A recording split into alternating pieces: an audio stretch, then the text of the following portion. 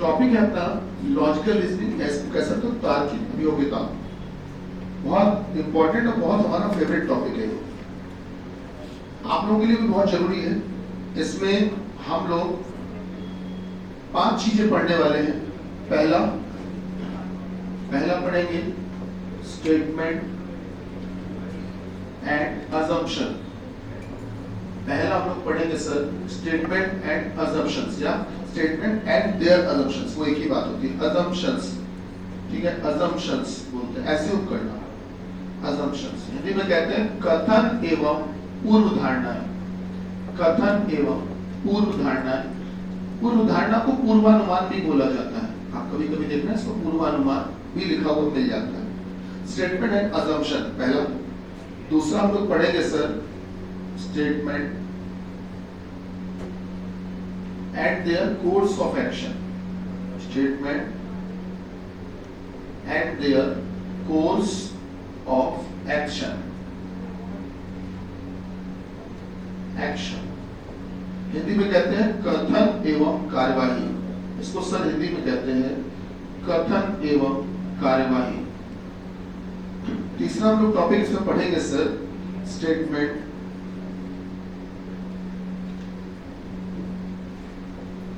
And conclusion. तीसरा हम लोग पढ़ेंगे sir statement and conclusion. Hindi में कहते हैं कथन एवं निष्कर्ष। कथन एवं निष्कर्ष, ठीक है। फिर चौथा हम लोग पढ़ेंगे sir statement and argument. Statement and argument Hindi में कहते हैं सर कथन एवं तर्क, ठीक। पांचवा टॉपिक आप लोगों में बहुत ही कम आता है, ये सिविल सर्विसेज में ज्यादा आता है, लेकिन हाँ ये है कि मैं ये नहीं कहूंगा कि नहीं आता है, हो सकता है आ जाए, इसलिए हम लोग पढ़ेंगे इसको भी। Cause and effect. Cause and effect Hindi में कहते हैं कारण एवं प्रभाव। बहुत विशेष टॉपिक है ये मान के चलिए।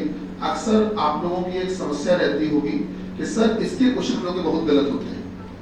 ज्यादातर मैंने देखा है, ज्यादातर ये एक रीजन रहता है कि सर पेपर में इसके क्वेश्चन बहुत गलत होते हैं। एसबीआई पीओ में बड़ा कंटेंट आता है इससे, ये मान के चलिए लगभग आधा पेपर इसी से बना दिया जाता है एसबीआई पीओ का। अगर कोई आगे एसबीआई पीओ देने का विचार बना रहा है तो उसको बहुत अच्छे से पढ़ना होगा। बाकी आप लोगों के कोई ऐसा एग्जाम नहीं बचा जिसमें ये ना आता हो। जैसे अगर तुम एसएससी जीडी भी देने जाओगे तो उसमें तुम्हें स्टेटमेंट कंक्लूजन तो मिलेगा ही मिलेगा, कथन निष्कर्ष तो आता ही आता है। शायद कथन और तर्क का भी 1 या 2 सवाल दे दिया जाए, ठीक।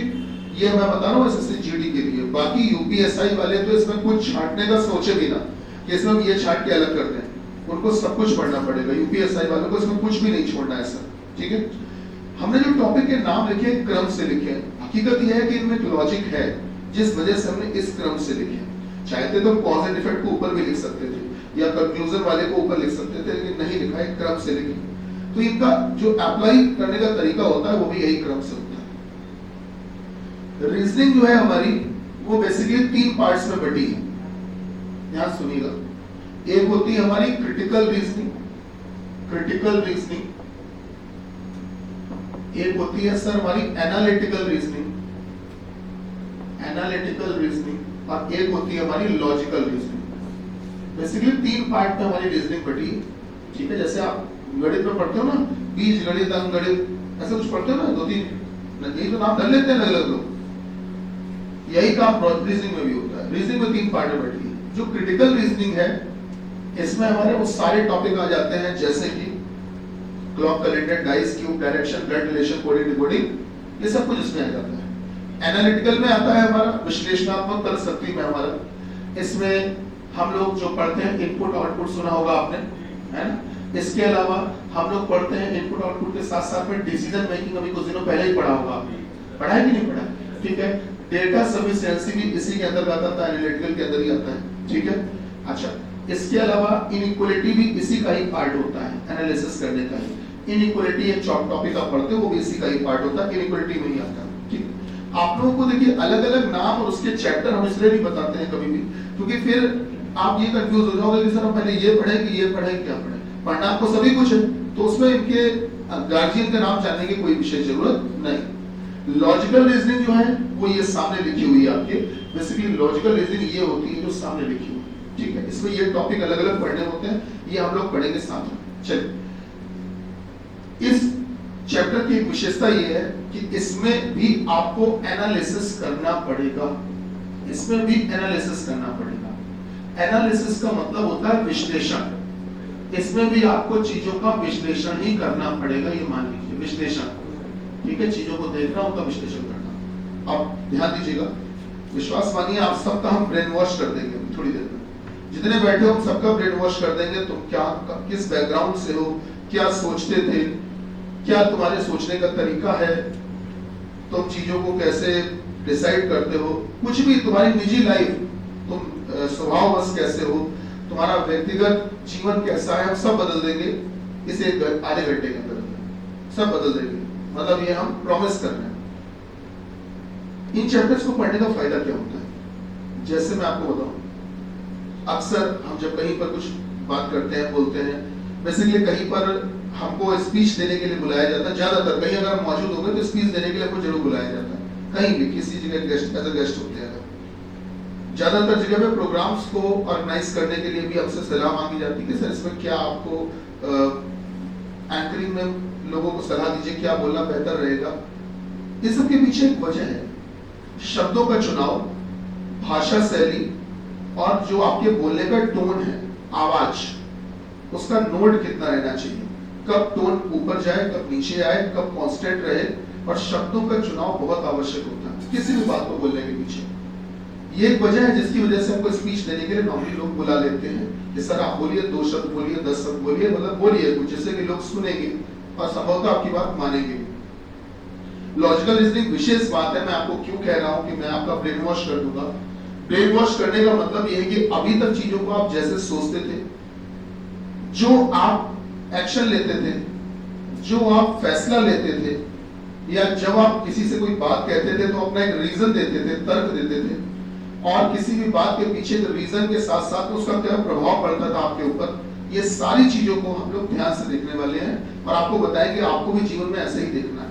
ये केवल एक चैप्टर नहीं है, ये आपके सर्विस के दौरान पूरे जीवन काल में काम आने वाली चीजें हैं। पूर्व धारणा से शुरू करने जा रहे हैं। तो पूर्व धारणा क्या होता है, पूर्व धारणा या पूर्वानुमान क्या होता है, समझिएगा। जैसा कि ये शब्द है पूर्व, पूर्व मतलब होता है सर पहले, और धारणा मतलब होता है सोच। तो मतलब किसी भी बात को कहने से पहले, कथन से पहले, कहने से पहले, कथन मतलब होता है कहना, तो किसी भी बात को कहने से पहले जो तुमने सोचा, कहने से पहले जो भी सोचा, जो भी तुम्हारे मन में विचार आया, जो ख्याल आया, सर वही होती है पूर्व धारणा, वही होता है पूर्वानुमान, वही होता है अजम्पशन। अच्छा, अब जैसे मैं कोई बात कह रहा हूं, स्टेटमेंट, कोई भी स्टेटमेंट दे देता हूं कि यहां मोबाइल लगा है, यहां मोबाइल रिकॉर्डिंग कर रहा है, तुमसे कह दिया, तो बताओ मेरे इस कदम के पीछे क्या पूर्व धारणा रही होगी। तो आप एक सुनो, आप एक सेकंड पर्सन, मैंने स्टेटमेंट पास किया, मैंने कथन बोला कि यहां मोबाइल रिकॉर्ड कर रहा है, तो तुम कैसे बता सकते हो कि मेरे मन में क्या चल रहा था, मैंने क्या सोचा होगा, अंदाजा लगाना। मोबाइल यहां रिकॉर्डिंग कर रहा है, मैं ये बात आपसे कह रहा हूं, तो बताओ ये बात कहने के पीछे मेरे मन में क्या सोच रही होगी। तो वो सोच तुम कैसे बता सकते हो भाई, मेरे मन की सोच तुम कैसे बता लोगे, मेरे मन में क्या लाया तुम कैसे बता सकते हो। तो ऐसी स्थिति में जब तुम नहीं बता सकते हो तो तुम कभी भी कोई चीज कंफर्म नहीं कहोगे, तुम अंदाजा ही लगाओगे। जानते हो कैसे बोलोगे, मैंने कहा है मोबाइल रिकॉर्डिंग कर रहा है, बताओ इसके पीछे मेरी क्या सोच रही होगी, क्या पूर्व धारणा रही होगी, तो तुम ये कहोगे सर हो सकता है कि आपने इसलिए लगाया होगा ये रिकॉर्ड कर ले जिससे कि बच्चों को बाद में ये चैप्टर प्रोवाइड किया जा सके, वो बाद में भी पढ़ सके, हो सकता है। आप निश्चित नहीं कह सकते हो कि सर इसीलिए ही किया होगा, लेकिन आप, क्योंकि मेरी सोच आप कैसे पकड़ सकते हो, मैंने क्या सोचा आपको पता है क्या, आप नहीं कह सकते हो। इसलिए आप सीधे बोलोगे सर हो सकता है कि आपने इसलिए मोबाइल रिकॉर्डिंग पे लगाया हो, यहाँ भी रिकॉर्ड कर लेंगे, बाद में स्टूडेंट्स को बाद में प्रोवाइड कर देंगे जिससे वो बाद में भी इन वीडियोस को देख सके। तब तक एक बोल पड़ा कि सर ये हो सकता है कि आपने इसलिए लगाया हो रिकॉर्डिंग पे मोबाइल, आप अपने मोबाइल का बैटरी बैकअप चेक कर रहे होगे, सोच कुछ भी आ सकती है। तीसरे ने कहा कि सर हो सकता है आपने इसलिए मोबाइल लगाया हो कि आप ये चेक करना चाहते हो कि आपके मोबाइल की मेमोरी कितनी है, कितना रिकॉर्डिंग इसमें आ सकता है।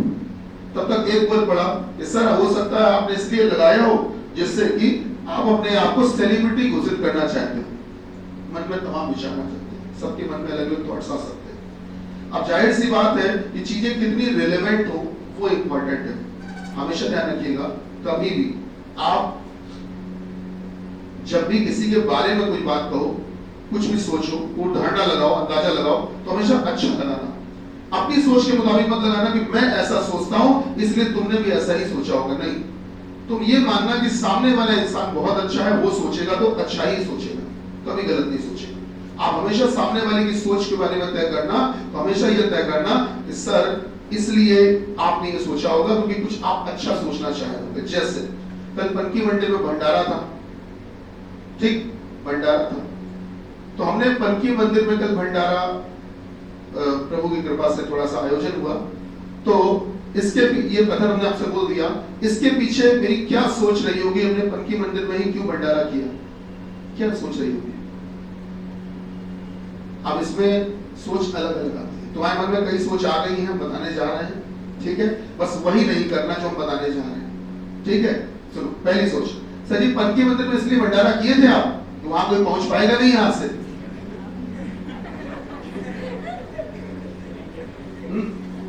क्या मैंने कहा, समझ रहे?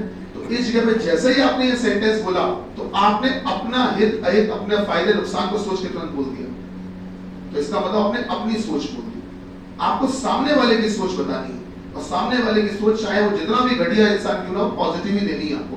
ये मानना है कि सामने वाला इंसान अच्छा ही सोच रहा होगा, ये मानकर चलिए। हमेशा सामने वाला इंसान जो भी है वो अच्छा ही सोच रहा होगा। आप गवर्नमेंट जॉब में जा रहे हैं, सरकारी महकमे में जा रहे हैं, तो आप सबके और सब आपके हैं, सरकारी होने जा रहे हैं।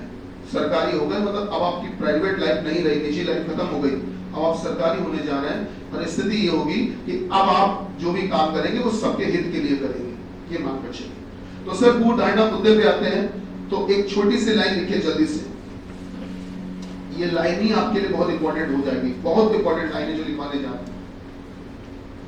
किसी भी पूर्व धारणा में, किसी भी पूर्व धारणा में निश्चितता नहीं होनी चाहिए। निश्चितता, सर्टेनिटी, निश्चितता लिख पाओगे, निश्चितता, निश्चितता, दो बार ता आएगा, निश्चितता, निश्चितता लिख पाओगे, सामने देखकर लिख लो, दिक्कत हो, निश्चितता देखकर लिख लो, निश्चितता नहीं होनी चाहिए, लिख लिया, फुल स्टॉप लगा दो। पूर्ण धारणा के लिए सबसे इंपॉर्टेंट बात यही है। आप कभी भी ध्यान रखिए, मैंने कोई भी कथन बोला, कथन कोई भी बात कही मैंने, बताओ मैंने ये बात क्यों कही, क्यों कही, तो तुम सीधे कहोगे कि सर जी 100% आपने इसलिए कही होगी, तुमने निश्चित कर दिया। और पूर्ण धारणा में कभी भी निश्चितता नहीं होनी चाहिए। पूर्ण धारणा में से अंदाजा होता है, अंदाजा ही तो होता है कि शायद आपने ये सोचा होगा सर। तो हमेशा जो पूर्ण धारणा होती है वो अनसर्टेनिटी होती है, मतलब अनिश्चित बात होती है, इनडेफिनिट बात होती है, अंदाजा लगाया जाता है, शायद आपने ऐसा कहा होगा, शायद आपकी पीछे ये वजह रही होगी, इसके पीछे ये शायद सोच रही होगी, ये सब। तो कभी भी पूर्ण धारणा निश्चितता में नहीं होनी चाहिए। लिखिए एग्जाम्पल, कथन, एग्जाम्पल लिखो, एग्जाम्पल में कथन लिखो जल्दी से। एग्जाम्पल में लिखिएगा कथन, बोले कथन लिखिए, कथन लिखिएगा, कथन लिखिएगा सर। रात में वाहन चलाते समय, रात में वाहन चलाते समय, रात में वाहन चलाते समय चमकीले कपड़े पहनने चाहिए।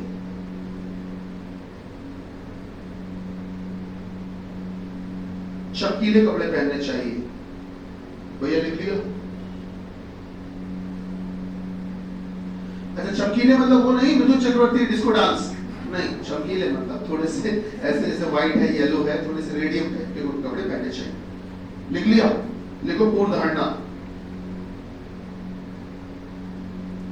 पूर्व धारणा, पूर्व धारणा लिखो। चमकीले कपड़े पहनने वाले, रुको ये लिखना, रात में वाहन चलाते समय, ये लिखो, रात में वाहन चलाते समय, रात में वाहन चलाते समय, रात में वाहन चलाते समय जो लोग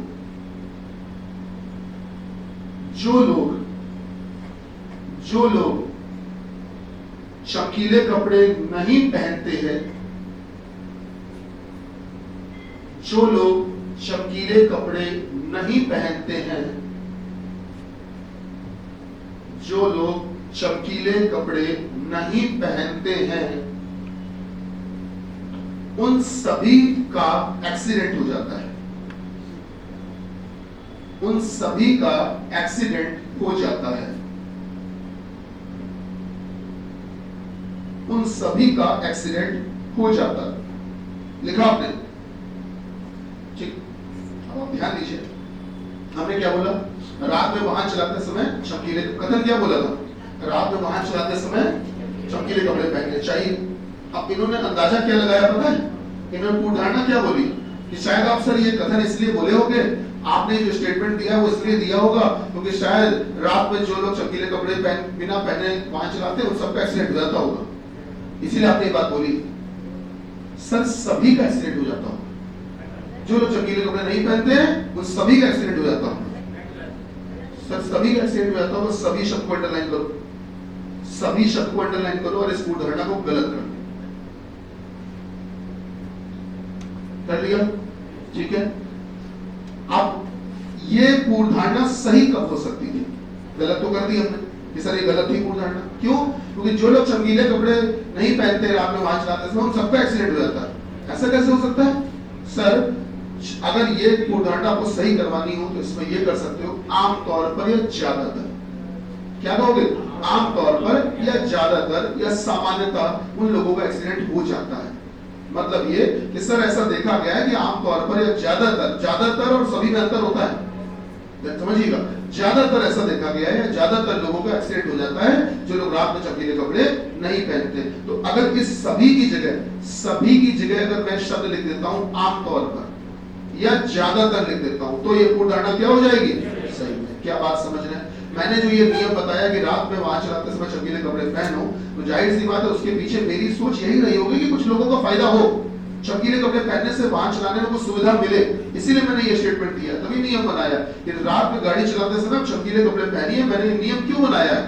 इसके पीछे मेरी कुछ अच्छी सोच रही होगी, इसलिए नहीं बनाया है कि रात में तुम चमकीले कपड़े पहनो तो रोड पे तुमसे उजाला रहे, तुम्हारे कपड़ों से चमक आ जाए, पूरी रोड बिल्कुल हरी भरी रहे, इसलिए नहीं बनाया होगा। मैंने नियम इसलिए बनाया होगा इसमें तुम्हारा कुछ फायदा हो सके या कुछ बेहतर हो सके। तो मेरी सोच क्या रही होगी वो आपको अंदाजा लगाना है। वाहन चलाते समय ही क्यों चमकीले कपड़े पहनवा रहे हैं? क्योंकि इसका मतलब चमकीले कपड़े और वाहन का कोई लेना देना होगा, तभी हम वाहन चलाते समय ही पहनवा रहे हैं। हम दिन में भी तो पहनवा सकते थे, हम रात में ही क्यों पहनवा रहे हैं? इसका मतलब रात का भी कोई संबंध होगा आपस में। तो आपकी जो सोच जो आप बताने जा रहे हो उसमें रात का भी इस्तेमाल हो, वाहन का भी इस्तेमाल हो, चमकीले कपड़ों का भी इस्तेमाल हो, ऐसी सोच बताओ। मेरी बात समझ रहे हैं? तो आपकी जो सोच होगी, जो पूर्व धारणा होगी वो ऐसी होनी चाहिए कि सर ये रात में आपने चमकीले कपड़े पहनने की बात कही है, इसका मतलब रात में सर चमकीले कपड़े या जो गाढ़े रंग के कपड़े पहनते जो लोग, रात में जो लोग गाढ़े रंग समझ लो, ब्लैक हो जाए ब्राउन हो जाए, रात में जो लोग गहरे रंग के या गाढ़े रंग के कपड़े पहनते हैं लगता है वो दिखाई नहीं पड़ते होंगे, तभी आपने चमकीले पहनने के लिए बोला है। क्या बात समझ रहे हैं? लगता है सर वो दिखाई नहीं पड़ पाते होंगे तभी आपने ये बोला है। सोच ये भी तो हो सकती है, सोच ये भी सही है कि सर रात में जो लोग चमकीले कपड़े नहीं पहनते वाहन चलाते समय आमतौर पर सर उनका एक्सीडेंट हो जाया करता होगा, आमतौर पर, इसलिए सर आपने ये बात कही होगी। तो आमतौर पर एक्सीडेंट हो जाया करता होगा, हाँ बात सही है, लेकिन सभी का एक्सीडेंट हो जाया करता होगा ये बात गलत है। सभी शब्द निश्चित है, आपने एडिक्वेट अमाउंट डिसाइड कर दिया, आपने ये कह दिया सभी बोलकर कि सर आपने कंफर्म कर दिया कि सभी का एक्सीडेंट हो जाता है, और ये सभी जो है वो एक निश्चित शब्द है। ज्यादातर जो है वो एक अनिश्चित शब्द है, ज्यादातर। ज्यादातर में सवाल है। आइए अब आपको निश्चित और अनिश्चित से मुलाकात करवाते हैं। सुनो, बिल्कुल परेशान मत हो, शुरुआत से चलेंगे। अभी बीच बीच में ये एग्जांपल इसलिए करवा रहे हैं जिससे आप पूर्ण धारणा को बीच बीच में याद करते रहो। जैसे पंडित जी लोग कथा सुनाते हैं तो बीच बीच में प्रभु की कृपा में सबका जो नहीं बोल देते हैं, तो वो इसलिए कि देखो कथा चल तो रही है, कथा में बीच में आ गया लकड़हारा, मछुआरा, बूढ़ी अम्मा, तमाम आ गए, लेकिन बीच बीच में ये ध्यान रखो कि ये जो बूढ़ी अम्मा और दुनिया भर की कथा सुना रहे हैं, ये सबका लेना देना सीधा कनेक्शन किससे है? प्रभु से। इसलिए बीच बीच में याद दिलाते रहेंगे कि प्रभु की कृपा में सबका जो जन्म, सुना है तो होगा ही ना, सुना है। अच्छा, ऐसा कभी कभी रिएक्शन देते हो, सर व्हाट इज दिस, ये क्या होता है? ये पृथ्वी में कब से आया है, सबको पता ही नहीं चला। ऐसा ना रिएक्शन दिया करो भाई। चलिए सीधे मुद्दे पे आते हैं। पूर्व धारणा या कार्यवाही, इसको चेक करने की शॉर्ट ट्रिक भी आप सीखते हैं साथ ही साथ कि पेपर में समय कम है और क्वेश्चन लगाना ही लगाना है, तो जल्दी से कैसे लगा सकते हैं। आइए इसकी शॉर्ट ट्रिक सीखते हैं। पूर्व धारणा और कार्रवाई की, अजम्पशन की और कोर्स ऑफ एक्शन की कुछ शॉर्ट ट्रिक सीखते हैं। आइए देखते हैं। कब पूर्व धारणा और कार्रवाई सही होगी और कब पूर्व धारणा व कार्रवाई गलत होगी, कब सही होगी और कब गलत होगी। मतलब आप बिना कथन पढ़े, बेटा ध्यान से सुनना, मैं बहुत काम की बात बोलने जा रहा हूं, बिना कथन पढ़े केवल पूर्व धारणा में आप छोटी सी चीज देखकर बता दोगे कि ये सही है कि गलत है। कथन को पढ़ना भी नहीं। लेकिन सावधान रहिए, जो भी ये नियम बताने जा रहे हैं ये आपके 60 से 70% क्वेश्चनों में तो लग जाएंगे, लेकिन 30 से 40% क्वेश्चन ऐसे हैं जिनमें आपका ये लॉजिक फेल हो जाएगा। तो अब आप ये भी तो समझो, आपको सेकंड में आंसर निकलवा रहे हैं, तो सेकंड में अगर निकलवा रहे हैं तो जाहिर सी बात है कि फायदा भी फिर छोटा रिस्क वाला ही होगा, 100% नहीं हो सकता। तुम सोचो इतनी बड़ी लॉजिकल रीजनिंग, तुम एक शब्द से फैसला कर दो, ऐसा नहीं है। 60-70% तुम्हारा हो जाएगा काम। अभी तक जो तुम ये सोच के आते थे पेपर में 5 क्वेश्चन लॉजिकल के आए, पूर्व धारणा के 5 क्वेश्चन आए, तो तुम जब पेपर में वो क्वेश्चन करके आते थे ना पूर्व धारणा वाले, तो घर आकर तुम कभी भी ध्यान देना तो उनके नंबर जोड़ते ही नहीं थे, क्योंकि तुम्हें विश्वास था कि ये मेरे सही होंगे ही नहीं, इन 5 में एक भी हो जाए, यही मन में रहता था ना। कि जब पेपर में 50 क्वेश्चन आए, 45 आपके बाकी सबसे आ गए, 5 क्वेश्चन लॉजिकल के आए, तो तुम पता क्या करते थे? सर जी हम 45 में से करके आए हैं, 45 में से करके आए हैं 42। अरे पेपर में तो 50 थे। सर जी वो 5 हम जोड़ ही नहीं रहे, पर तुमने किए नहीं देखा, किए थे पर सबको पता सही होंगे नहीं हो। तो सर आप इस स्थान पे खड़े हो कि सर आप 5 में से ये अंदाजा लगाते थे कि एक भी सही हो जाए भगवान भरोसे, लेकिन अब सर स्थिति ये है कि अब आप 5 में से कम 3 क्वेश्चन तो आराम से सही कर ही दोगे। बचे 2 क्वेश्चन, वो क्वेश्चन करने के लिए हम लोग डिटेल में पढ़ेंगे। तुम्हारा भला करे, वो दिन जल्दी आए जब तुम्हारे जीवन में खुशियां आए, तुम्हारे हाथ पीले हो। चलिए सीधे मुद्दे पे। तो कब पूर्व धारणा या कार्रवाई सही होगी और कब गलत होगी? बेटा ध्यान देना, जब भी आपको पूर्व धारणा या कार्रवाई में, पूर्व धारणा या कार्रवाई में, बेटा पूर्व धारणा या कार्यवाही में, पूर्व धारणा या कार्यवाही में अगर इनमें से कोई भी शब्द दिख जाए, इनमें से कोई भी शब्द दिख जाए, इनमें से कोई भी शब्द दिख जाए, इनमें से कोई भी शब्द दिख जाए, इनमें से मतलब किन में से? प्रायः,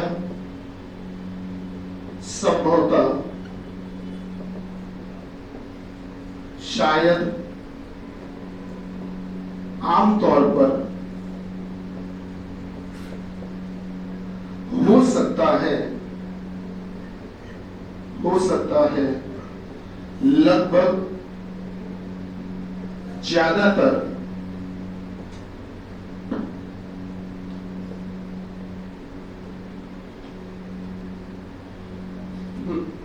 क्या लिखा? लगभग, ज्यादातर, प्रायः, संभवतः, शायद, आमतौर पर, हो सकता है, लगभग, ज्यादातर, कुछ,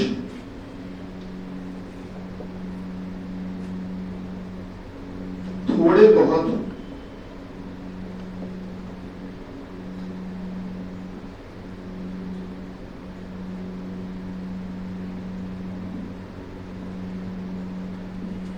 सामान्यतः,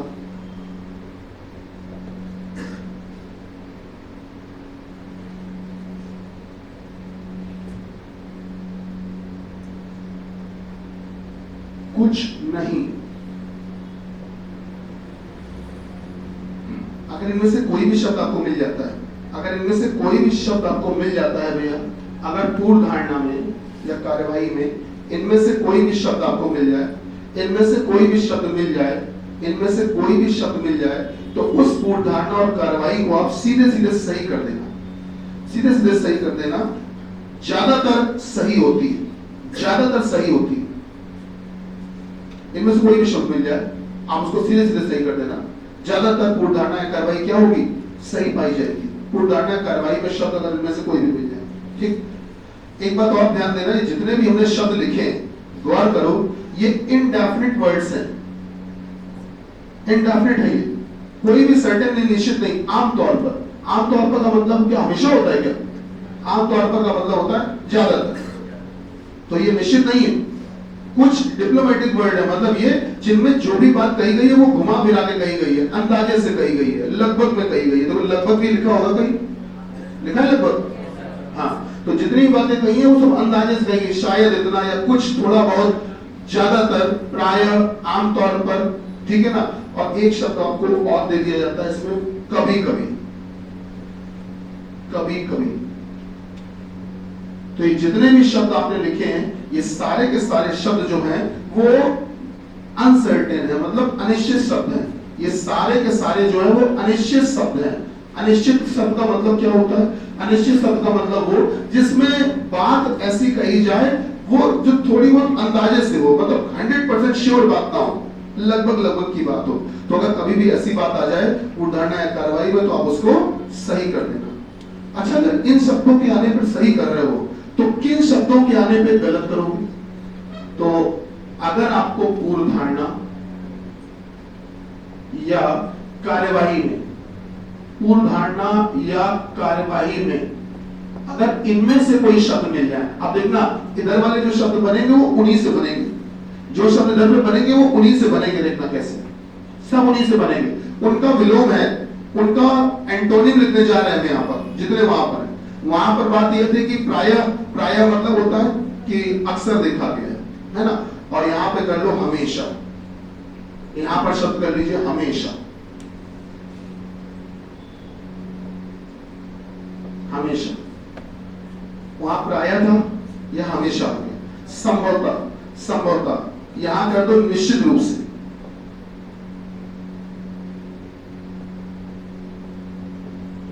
मतलब वहां क्या कहा गया था? संभवतः, संभवतः तुम गए होगे कल कानपुर, तो तुमने शायद लगा दिया, और वहां क्या कह रहे हैं? निश्चित रूप से गए होगे। तो वो एक सर्टेन वर्ड है और ये अनसर्टेन वर्ड है। इस बात समझ रहे हैं? यहाँ पर कह दिया संभवतः, शायद तुम गए होगे, और वहां पर क्या कह रहे हैं? नहीं, निश्चित रूप से गए होगे। तो वो सर्टेन कर दिया, बात को कंफर्म कर दिया, निश्चित रूप से। जैसे आगे देखो, शायद का ही उल्टा लिख दिया, आमतौर पर, ठीक है। आमतौर पर यहां पर कर दो हमेशा। आमतौर पर का मतलब ये होता है, आमतौर पर होता है, आमतौर पर हम सफेद शर्ट ही पहनते हैं। तो भाई उसी का ही हो गया ये भी। तो आमतौर पर हम सफेद शर्ट पहनते हैं, और वहां लिख दिया हमने कि हम हमेशा सफेद शर्ट पहनते हैं। तो बताइए आमतौर पर का उल्टा हुआ कि नहीं हुआ? आमतौर पर हम सफेद शर्ट पहनते हैं, इसका मतलब ज्यादातर सफेद शर्ट पहनते हैं। वहां क्या लिख रहे हैं? हमेशा सफेद शर्ट पहनते हैं। तो हमेशा मतलब फिर एक भी दिन बचना नहीं चाहिए, सदैव, सदैव एक शब्द ले सकते हैं, बढ़िया। तो उससे यह है कि हमेशा ही 2 बार रिपीट भी हो जाएगा और काम भी चल जाएगा, और रिपीट होता हुआ लगेगा भी नहीं। ये सही है, सदैव ले सकते हैं। सर आगे बढ़ते हैं। अब आपको एक शब्द और देखना है, प्रत्येक। यहां पर प्रत्येक का विपरीत लिखा है, यहां पर प्रत्येक का ऑपोजिट लिखा है कहीं। क्या लिखा है बताओ? प्रत्येक मतलब है सारे। यहां कुछ लिखा है, देखो कहीं लिख रहा है, ठीक। वहां क्या लिखा है? प्रत्येक। देखो गौर करो, ये लिखा है, लिखा है कुछ, वहां क्या लिखा है? प्रत्येक। कुछ मतलब थोड़े बहुत, थोड़े बहुत, थोड़े बहुत भी कहीं लिखा ही होगा, लिखा है कि नहीं लिखा? और वहां क्या लिख दिया? प्रत्येक, ठीक। अब प्रत्येक भी ले सकते हो, प्रत्येक के साथ में कभी वो सभी शब्द का भी इस्तेमाल कर सकते हैं, कभी वो सारे शब्द का भी इस्तेमाल कर सकते हैं। आपकी पूर्ण धारणा भी गलत करवाई गई है, पता है किस शब्द की वजह से? इस शब्द की वजह से गलत करवाई गई है, सभी। तो अगर सभी शब्द आगे देखो तो पूर्ण धारणा तुरंत गलत हो गई। तो सभी, सारे, बिल्कुल भी, बिल्कुल भी, ठीक है, केवल, केवल, कोई नहीं। देखो वहां लिखा होगा कि कुछ नहीं, थोड़ी बहुत नहीं, और वहां क्या लिख दिया? कोई नहीं। कोई नहीं का मतलब एक भी नहीं, यही मतलब हुआ। कोई नहीं का मतलब क्या हुआ? एक भी नहीं। और यहां क्या बोला है? कुछ नहीं। यहां थोड़े बहुत के लिए मना किया है, वहां कितने के लिए मना किया है? सबके लिए। तो कोई नहीं का मतलब एक भी नहीं। या तो अपनी घरेलू भाषा में कह सकते हो एको नहीं, नहीं कह देते हो, एको नहीं, एक भी नहीं। ठीक, क्या लिखा? हमेशा, निश्चित रूप से, सदैव, प्रत्येक, सभी, सारे, बिल्कुल भी, केवल, कोई नहीं।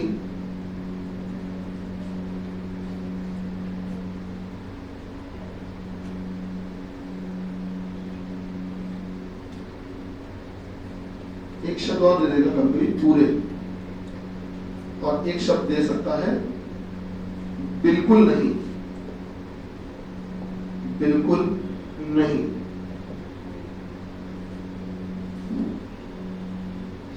अगर इस तरह के शब्द कभी भी लिखे हुए मिल जाए तो वो पूर्ण धारणा और कार्रवाई क्या करोगे आप? गलत करोगे। तो इनमें से कोई मिल जाए तो सही करना, ठीक है। अब ये कोई हम लोगों ने बहुत कठिन चीज नहीं सीखी है, ऐसा नहीं कि हमने कोई जादुई चीज आपको बताई है।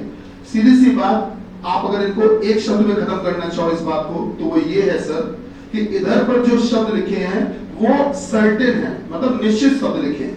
इधर पर जितने भी शब्द लिखे हैं, इधर पर जितने भी शब्द लिखे हैं, ये सारे शब्द कैसे हैं? निश्चित शब्द हैं, निश्चित शब्द हैं। ये जितने भी शब्द लिखे हैं ये सारे निश्चित हैं। मतलब ये कि पूरे, सारे, सभी, प्रत्येक, हमेशा, निश्चित रूप से, केवल, कोई नहीं, ये वो चीजें हैं जो बता दिया गया कि इसमें सबको समेट लो, कोई छूटना नहीं चाहिए। और यहाँ पर जो शब्द दिए गए हैं वो ऐसे हैं जिनमें क्या कहा गया कि थोड़े बहुत, कुछ, लगभग, आमतौर पे, ये कैसे शब्द हैं? अनिश्चित शब्द हैं। तो आपको बचना है। कभी मैंने आपसे जब ये चैप्टर शुरू किया, आज यही मैंने सबसे पहले कहा था कि अगर मैं तुमसे कहता हूं कि यह मोबाइल रिकॉर्डिंग पे लगा है, बताओ इसके पीछे मेरी सोच क्या रही होगी, तो तुमको 100% सोच नहीं बतानी है। तुमको ये नहीं कहना सर हम बता रहे हैं कि आपने मोबाइल इसीलिए लगाया है जिससे कि आपका मोबाइल सब लोग देख सकें। सर हम बता रहे हैं आपने मोबाइल इसीलिए लगाया है जिससे कि आप उसमें रिकॉर्डिंग कर सके।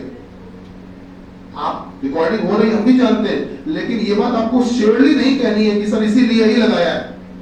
नहीं, आपको ये कहना है सर शायद इसलिए लगाया होगा, शायद इसलिए लगाया होगा कि रिकॉर्डिंग हो सके।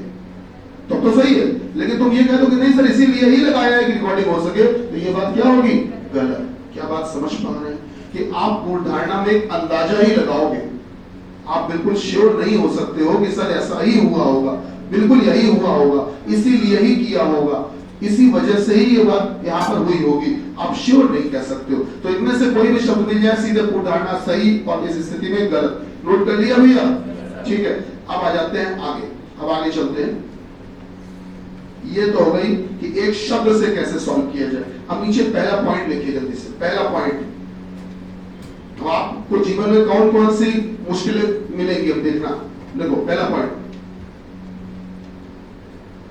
यदि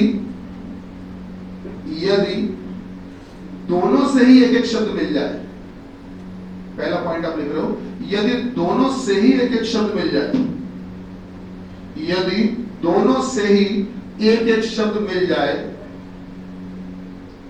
यदि दोनों से ही एक एक शब्द मिल जाए तो पूर्ण धारणा या कार्रवाई को गलत कर देंगे। यदि दोनों से ही एक एक शब्द मिल जाए तो पूर्ण धारणा या कार्रवाई को गलत कर देंगे।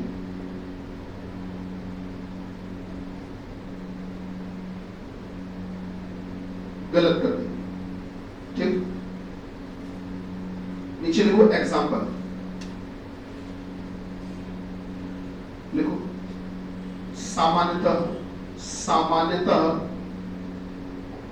सामान्यतः सारे बच्चे, सारे बच्चे स्कूल में टिफिन लेकर जाते होंगे। सामान्यतः सारे बच्चे स्कूल में टिफिन लेकर जाते होंगे। सामान्यतः सारे बच्चे स्कूल में टिफिन लेकर जाते होंगे।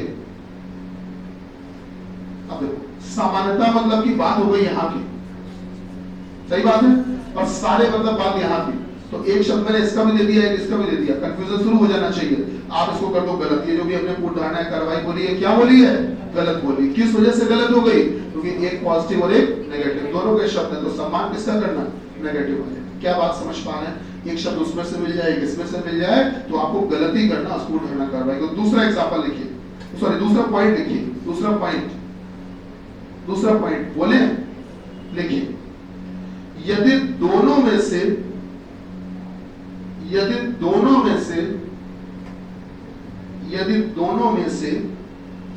किसी से भी, यदि दोनों में से किसी से भी कोई भी शब्द न मिले, दोनों में से किसी से भी कोई भी शब्द न मिले, दोनों में से किसी से भी कोई भी शब्द न मिले, तो पूर्ण धारणा या कार्रवाई को सही कर देंगे। तो पूर्ण धारणा या कार्रवाई को सही कर देंगे।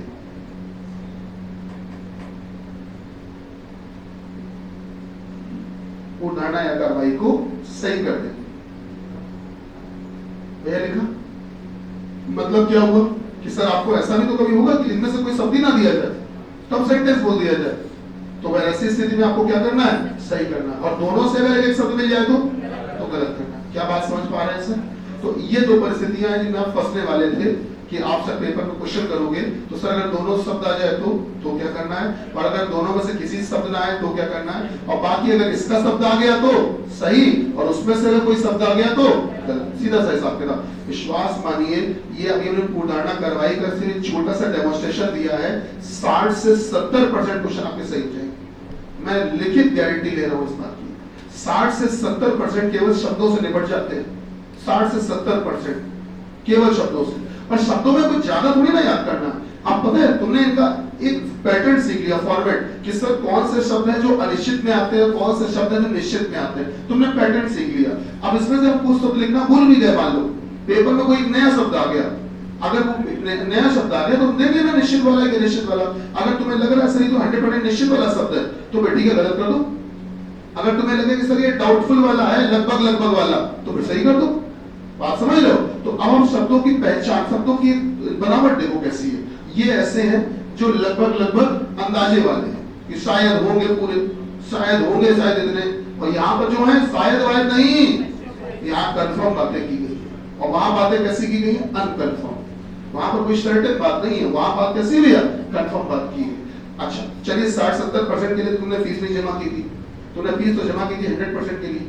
तुम कहोगे गुरुजी हमारी 30-40% फीस वापस करो, है ना, कि सर जी आपने 30-40% तो बताया नहीं, किससे सही करें तो उसकी फीस चाहिए, तो वो तो हम दे ना पाएंगे, भंडारा करवा दिया हमने, तो उसके बदले तुम्हें कुछ और दिए दे रहे हैं। सुन ध्यान दीजिएगा सर, गौर करिए, मुद्दे पे आते हैं सर कि शब्दों से काफी कुछ काम निपट जाएगा, लेकिन अगर आपका कभी पढ़ने का मन करे कि आप कथन को पढ़ के देखते हैं, पूर्ण धारणा को अच्छे से पढ़ के देखेंगे, अब शब्द तो नहीं देखेंगे, केवल पूरा अच्छे से पढ़ेंगे, तो जब पढ़ के देखोगे तो आपको फिर इनका भी ध्यान रखना है जो अब बताने जा रहे हैं। ध्यान से सुनो।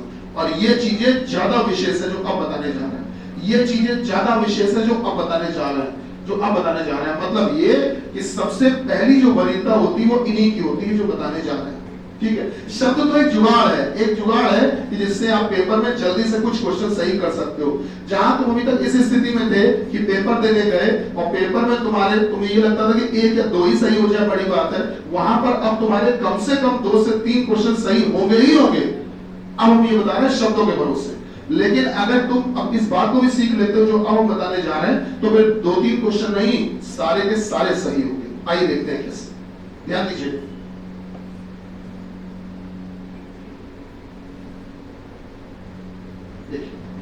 अगर कभी भी पूर्ण धारणा या कार्रवाई में अगर कभी भी कोई विज्ञापन दिया गया हो, विज्ञापन इसमें एडवर्टीजमेंट कहते हो, विज्ञापन दिया गया हो, कोई नोटिस दिया गया हो, ठीक है, कोई आदेश दिया गया हो, कोई सुझाव दिया गया हो, सुझाव, ठीक है, कोई निर्देश दिया गया हो, डायरेक्शन बोलते हो, निर्देश दिया गया हो, ठीक है, विज्ञापन हो, नोटिस हो, आदेश हो, सुझाव हो, ठीक है, ठीक, कोई सलाह दी गई हो, सलाह दी गई हो, ठीक है, इसके अलावा कभी अगर सामाजिक हित की बात की गई हो, सामाजिक हित की बात की गई हो, या फिर देश हित की बात की गई हो,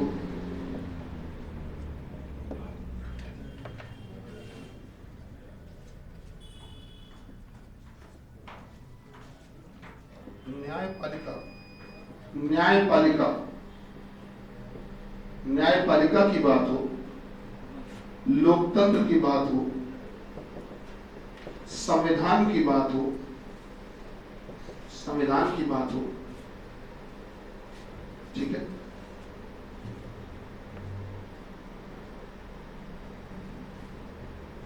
विज्ञापन, नोटिस, आदेश, सुझाव, निर्देश, सलाह, सामाजिक हित, देश हित, न्यायपालिका, लोकतंत्र की बात हो, ठीक है, संविधान की बात हो, ठीक, और या फिर देश की बात हो, देश, ठीक है, देश की बात हो, कभी भी इनमें से किसी की भी बात की जाए, इनमें से किसी की भी बात की जाए, अगर अगर कभी भी किसी, हाँ सही बात है, सरकार की बात हो, ये तो इंपॉर्टेंट तो लिखी गई रहेगी, सरकार की बात हो, ठीक है, लोकतंत्र, संविधान, और साथ में क्या हो गया इसके, सरकार की बात हो, कोई भी सरकार हो, चाहे तुम्हें वो पसंद हो चाहे ना पसंद हो, हमेशा ध्यान रखना, तुम्हें उस सरकार के बारे में कोई उसकी तुम्हारी अच्छी राय हो चाहे बुरी राय हो, तुम्हें उस सरकार से लाख नफरत हो, लेकिन तुम्हें हमेशा उसके पक्ष में ही बोलना है। रीजन क्या है? क्योंकि तुम अगर सरकार के खिलाफ बोलने लग गए तो मतलब तुम संविधान के खिलाफ बोलने लग गए, क्योंकि वो सरकार बनी कैसे, संविधान के अनुसार ही तो बनी है, चुनाव से ही तो बनी है, तो संविधान के अनुसार ही सरकार बनी है। तो अगर तुमने सरकार का विरोध कर दिया मतलब संविधान का विरोध कर दिया, और संविधान का विरोध कर दिया मतलब देश का विरोध कर दिया।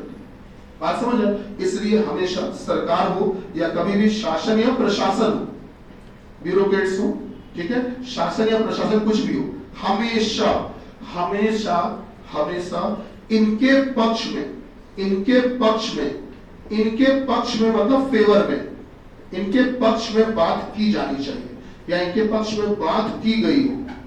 याद रखिएगा, इनके पक्ष में बात की गई हो, जितनी चीजें ऊपर लिखी हैं इनके पक्ष में बात की गई हो, तो फिर अगर बात इनके पक्ष में की गई होगी तो वो पूर्वधारणा कार्रवाई क्या होगी? सही होगी।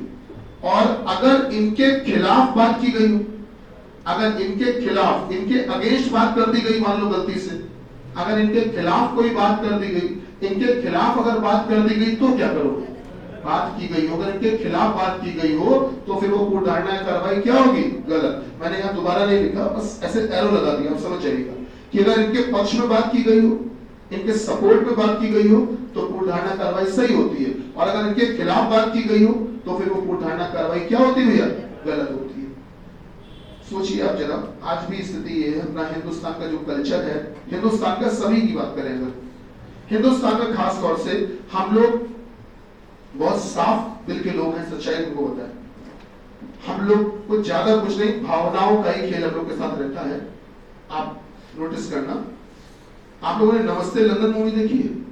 कैटरीना कैफ, अक्षय कुमार, यहाँ पंजाब में पहले शादी हो जाती दोनों की, फिर वहां जाती, कैटरीना कैफ का स्वभाव अलग होता है।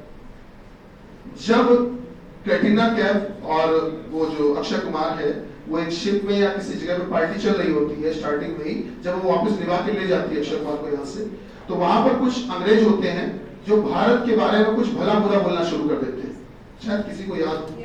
जब बोलना स्टार्ट कर देते हैं तो कैटरीना कैफ जो कि पली बड़ी बचपन से पूरा कल्चर उसका इंग्लैंड का ही था, लेकिन जब भारत के खिलाफ बोलना बात शुरू हो गई तो कैटरीना कैफ को भी बुरा लग गया था, अगर याद हो पीछे, याद है कि नहीं? और फिर उसने उस समय अक्षय कुमार का साथ दिया था कि अक्षय कुमार जो जो बोलते जा रहे थे वो ट्रांसलेट करके इंग्लिश में बोलती जा रही थी, क्योंकि जब बात देश की आती है ना तो देश से बढ़कर कुछ नहीं होता है, ये सेंटिमेंट सबसे ऊपर होते हैं। आज भी स्थिति ये है कि तुम कितने भी बिगड़े हुए इंसान क्यों ना हो, कैसे भी हो, तुम्हारा बचपन से तुम्हारे अंदर खूब बुरी आदतें हो, सारी चीजें हो, कुछ भी कैसा भी स्वभाव हो, लेकिन अगर कभी बाहर जाओगे और बाहर जाने पर तुम बाहर कहीं पर भी जाओ, हिंदुस्तान से बाहर कहीं भी गए मान लो, और वहां पर अगर तुमसे किसी ने कह दिया यार तुम कितने स्मार्ट लग रहे हो, कितने अच्छे लग रहे हो, कितने इंटेलिजेंट हो, नहीं तुम्हारा देश जो है ना वो कुछ देश के बारे में जहां दो शब्द बोलेगा भाई साहब गिरा के मारोगे उसको, चाहे हार जाओ, चाहे मार खा जाओ, छोड़ोगे नहीं। रीजन क्या है कि तुम हमें चार बातें बोल लो चलेगा, लेकिन हमारी पहचान जिससे उसके बारे में ना बोलो। ये क्यों कहा? रीजन ये है कि वही बात है कि अगर तुमसे तुम्हारे पिताजी के बारे में अपशब्द कोई बोल देता है, क्या बर्दाश्त होता है? नहीं होता है। तो सर जैसे हमारे माता पिता हमारे लिए हैं, वैसे ही माता पिता और हम सभी के लिए हमारे गार्जियन कौन हुआ? हमारा देश। तो देश की बुराई कहां से बर्दाश्त कर लेंगे, चाहे भले देश उस जगह गलत हो। आपको शायद जानकारी होगी कि अटल बिहारी पीवी नरसिम्हा राव जी की सरकार थी और उस समय एक अंतरराष्ट्रीय सम्मेलन में बोलने के लिए पीवी नरसिम्हा राव जी ने अटल बिहारी वाजपेयी जी को भेज दिया था, जबकि अटल बिहारी वाजपेयी जी विरोधी पार्टी के नेता थे। अब भेज दिया था जाओ, क्योंकि ये मालूम है कि जिस समय वो वहां जाएंगे तो उस समय वो अपने बीजेपी को रिप्रेजेंट नहीं कर रहे होंगे, वो हिंदुस्तान को रिप्रेजेंट कर रहे होंगे। और जब बात देश की होगी तो वो देश के बारे में ही बोलेंगे और देश के बारे में ना कोई बुरा सुनेगा और ना कोई बुरा बोलेगा। सीधी सी बात है। तो सोचिए, सबको पता है कि भावनाएं जब देश की आती हैं तो जो मेरे दिल में चल रहा है वही तुम्हारे दिल में चल रहा है, वही तुम्हारे दिल में चल रहा है। हम सबके दिल में एक ऐसी बात चल रही है। जब हम लोग एलओसी कारगिल देखते हैं तो किसी के मन में भी कोई भी नेगेटिव थॉट्स आता ही नहीं, चाहे हम जितने भी धूर्त किस्म के इंसान क्यों ना हो। लेकिन जब एलओसी कारगिल या बॉर्डर जैसी मूवीज देखते हैं तो हम सबके मन में एक जैसे थॉट्स आते हैं। बताइए गलत तो नहीं बोल रहे? क्योंकि सबके मन में देश को लेकर विचार एक जैसे हैं। तो वही चीज है कि सर कभी भी देश की, समाज की, सामाजिक हित की बात हो, लोकतंत्र की बात हो, संविधान की बात हो, हमेशा उसके फेवर में बात बोलनी चाहिए। अगर उसके खिलाफ बोल दी गई बात तो फिर वो पूर्ण कार्रवाई क्या होगी सर? गलत होगी। क्या हमारी बात समझ पा रहे हैं सर? हमेशा पक्ष में ही बात बोली जानी चाहिए, कभी भी खिलाफ बात नहीं बोली जानी चाहिए। ध्यान रखिएगा। सही है कि नहीं? ये इफेक्ट है। तो ये वो चीजें जब आपके पास समय, मतलब आप क्वेश्चन लगा रहे हो पेपर में, आपने कथन पढ़ा और पूर्व धारणाएं पढ़ी, तो शब्द दिए गए हैं, तो शब्दों से भी ऊपर ये है।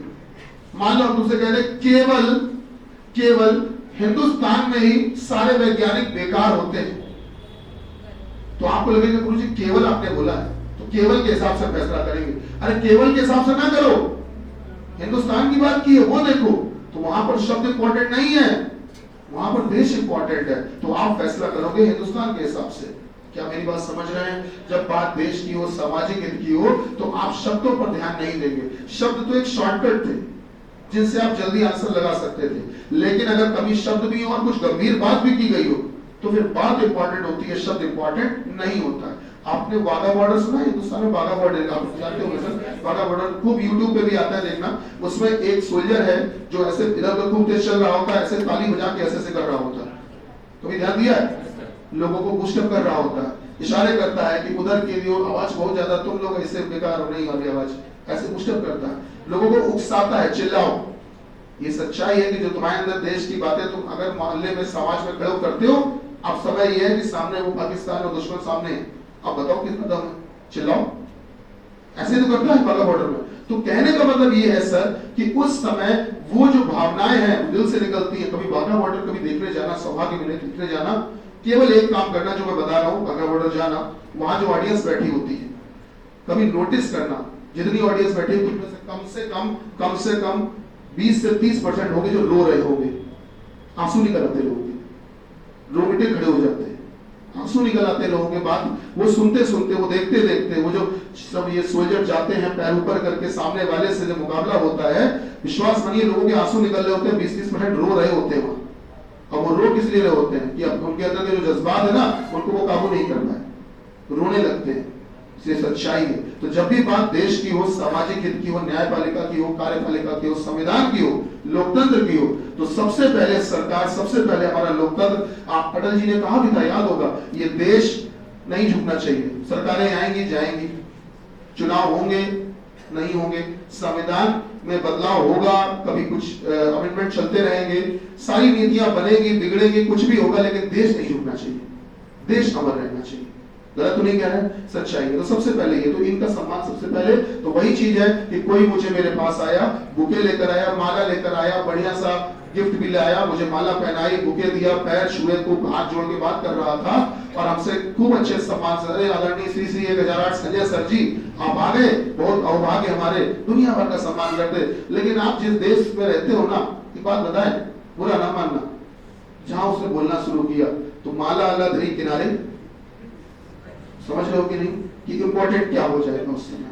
तो ये सच्चाई है सर कि हमेशा फैक्ट यही है कि बात जब छोटे मोटे शब्दों की और इनकी हो तो ये पहले है, शब्द बाद में है। क्लियर है सर? तो हम लोग जब कल क्वेश्चन करेंगे तो मैंने आपको ये चीजें इसीलिए लिखवाई हैं कि कल मैं आपको सीधे क्वेश्चन करवाऊंगा। ठीक, पहले क्लास में ही कथन बनाऊंगा, कथन उदाहरण बोलूंगा, आप सॉल्व करना कल साथ में मेरे। ठीक है, साथ में। और सुनो सुनो एक और इम्पोर्टेंट, ये जो आने वाले भी 2-3 दिन है इसमें कोई छुट्टी नहीं करेगा, कोई छुट्टी नहीं करेगा 2-3 दिन। ठीक है, ये तुम्हारा एक नियम हमने डाल दिया, केवल 2-3 दिन के लिए बेटा। उसके बाद अच्छा हाँ, आज से एक नया बैच शुरू हो रहा है शाम को 3 से 4, 4 से 5 इंग्लिश का, 4 से 5 इंग्लिश का बैच है जो एसएससी बैंकिंग एयरफोर्स को लेकर टारगेट किया गया है। और 3 से 4 एक कॉम्प्लीमेंट्री क्लास है, वो फ्री ऑफ कॉस्ट है। वो इसलिए की गई है कि जैसे जीडीपीआई, साइको, पर्सनालिटी डेवलपमेंट वगैरह के लिए अक्सर होता क्या है कि हम लोग को आंसर तो आता है लेकिन बोल नहीं पाते, ये एजिटेशन होती है। तो इस तरह की चीजों को सुधारने के लिए एक सेशन रखा गया, लगभग 8-10 दिन का सेशन रहेगा, उसमें सब कुछ क्लियर कर दिया जाएगा। तो 3 से 4 है शाम को इंग्लिश का, आज पहला क्लास। ठीक, तो उसमें कोई भी आ सकता है। 4 से 5 इंग्लिश की एक प्रॉपर बैच शुरू हुआ है। चलिए आज के लिए इतना ही, धन्यवाद।